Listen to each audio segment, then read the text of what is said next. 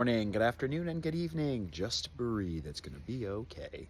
Those who hurt are really just hurting themselves. I was thinking about this last night. I was like, we're living in this, it's a hyperbolic moment in history.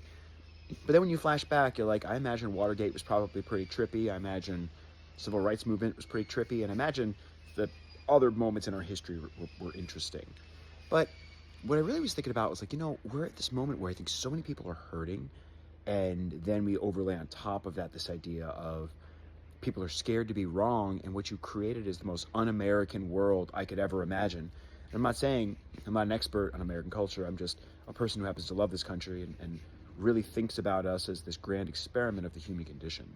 And so if you think about it, we're at this moment where if we understand that others who are bullies, right? We've all faced that at some point in our life. We're seeing it now.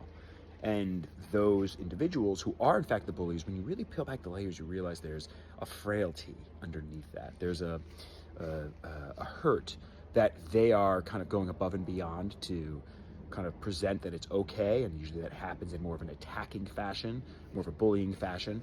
But at the end of the day, though, that person's also hurt, and when they're trying to hurt you, they're really masking their own hurt by trying to inflict that on others.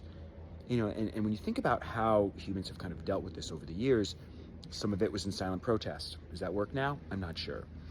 What may work now is us just opening the door and being like, hey, look, we may not agree, but what do we agree on?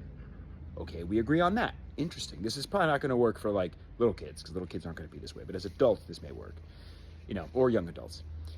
So what do we agree on? And if you can find things you agree on, it's much easier to talk about things you don't agree on. If you both agree that you like, again, water, you like football, you like reading, you like cars, you like ice cream, right? Doesn't matter. Whatever you like. Pets, puppies. Everyone likes puppies and kittens.